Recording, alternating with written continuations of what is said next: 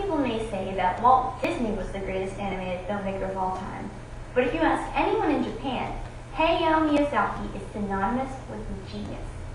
At a time when animated movies are considered children's films and are frankly outdated compared to Pixar and DreamWorks animation studios, which brought us Toy Story, Shrek, Finding Nemo, Up, the animated film needs a savior, and Miyazaki just might be the one.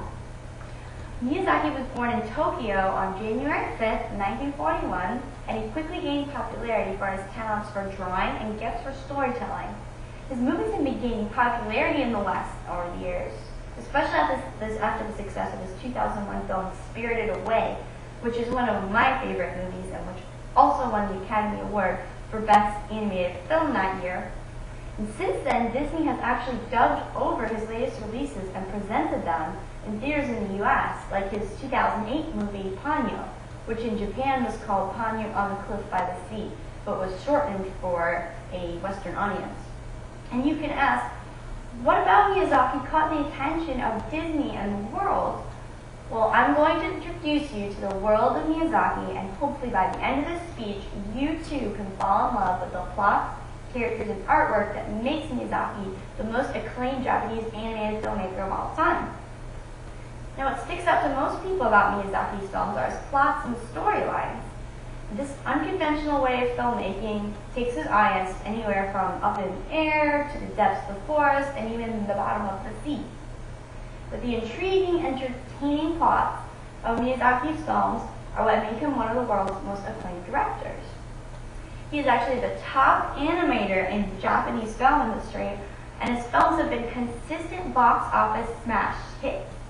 But he actually started out in the 1960s as an animator and writer for anime shows, and he occasionally directed a few movies, such as Lupin III, which never really gained any momentum in the US, but they're considered classics in Japan. And from the beginning, Miyazaki impressed people and gained attention from his incredible drawing abilities and his seemingly endless stream of movie ideas. And over the next 20 years, he worked his way up to become the most popular animator in Japanese cinema. There are three major recurring roles or themes in the Miyazaki method: pacifism, feminism, and environmentalism.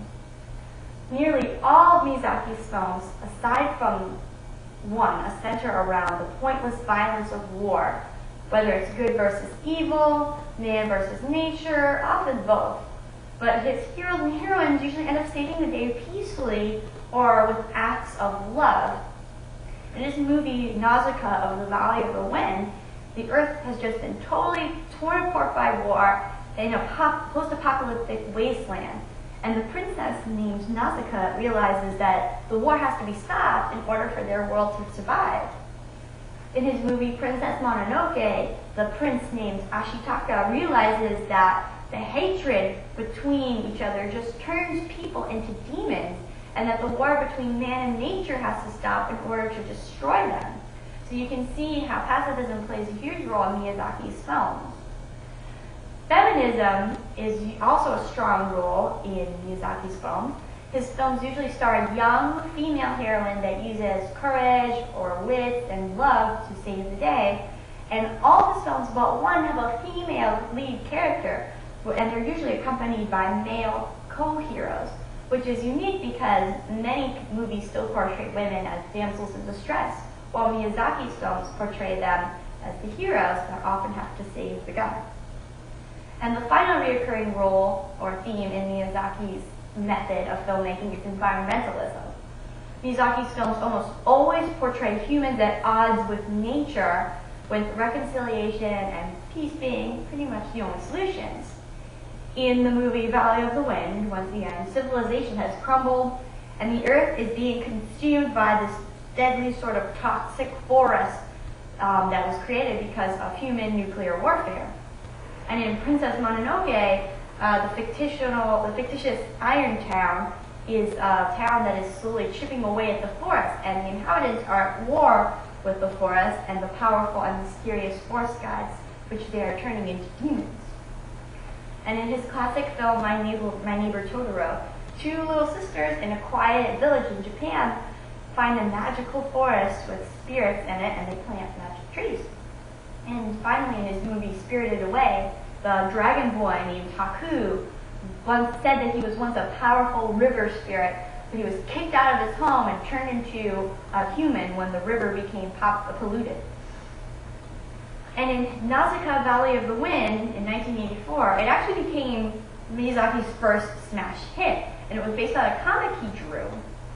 And it was based around a young girl who was on the verge of a life-changing experience, and this would actually lay the foundation for Miyazaki's films in the future.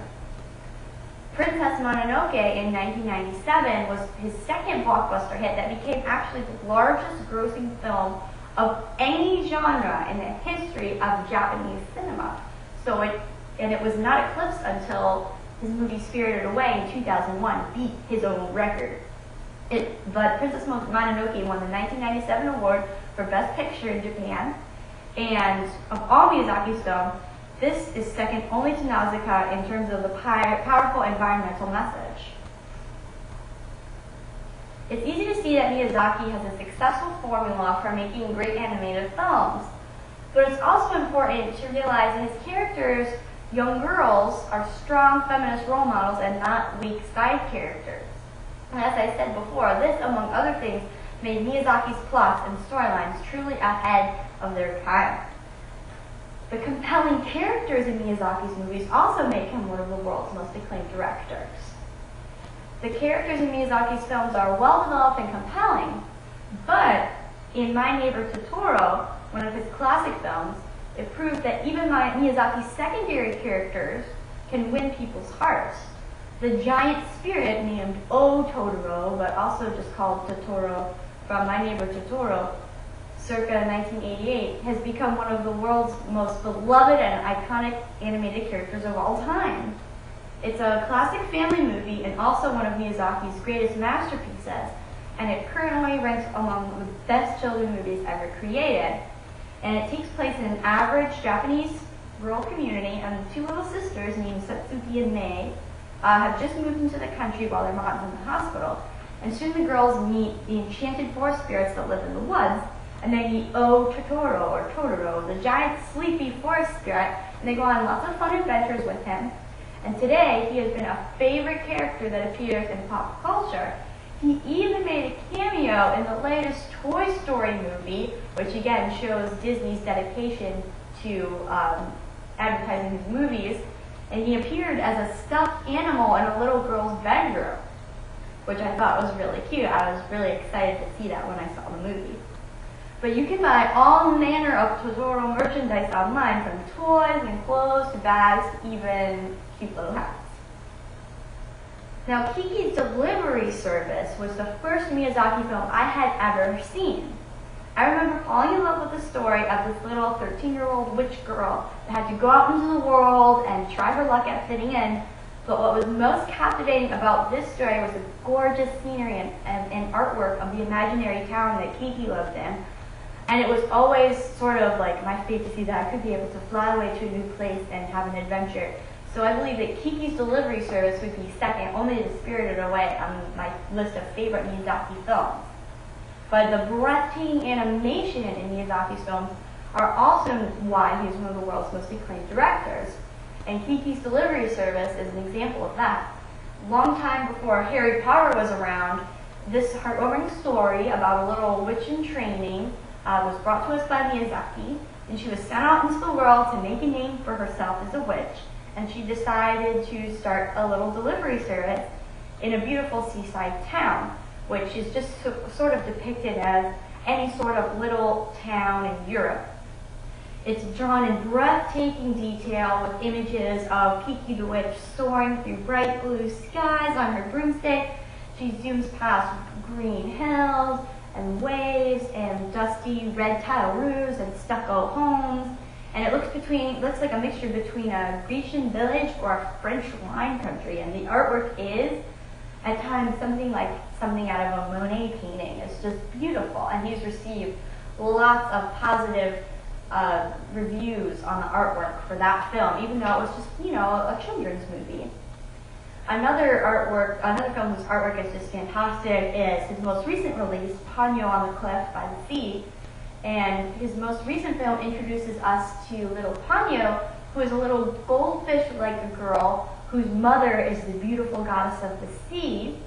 And while Ponyo is more of a children's film, like in the vein of My Neighbor Totoro, the artwork is really bright and bold and amazing, and it really can take your breath away at times, even though it's a children's film. And right from the opening scene, which shows all of these dozens of glittering, phosphorescent sea creatures dancing around this underwater vessel, you see the gorgeous attention to detail and the stunning colors that make Miyazaki's style so attention-grabbing. And Miyazaki has gained an international status that few animation creators have ever achieved because of these amazing pieces of art. The Disney company became particularly interested in Miyazaki's films, and that's why the Disney Corporation's commitment to introduce the films throughout the world will be able to let more people appreciate the high-quality works that he's given us. But it's also important to know that his films also mesmerize the audience with unforgettable music by his longtime friend Joe Hisaishi. So in conclusion, Hayao Miyazaki is an animated filmmaker. Time after time, he's given us cherished films to watch with our families. He has empowered women with his movies and sent us warnings about the evils of war. He's told us about the importance of friendship and love and the sanctity of the environment. And I hope that I have shown you what Miyazaki's movies mean to me and how intriguing his plots are, how memorable and compelling his characters are, and how his breathtaking artwork make him truly one of the greatest animated filmmakers of all time. And I can't wait to watch these movies with my own children one day, and I hope that you do too.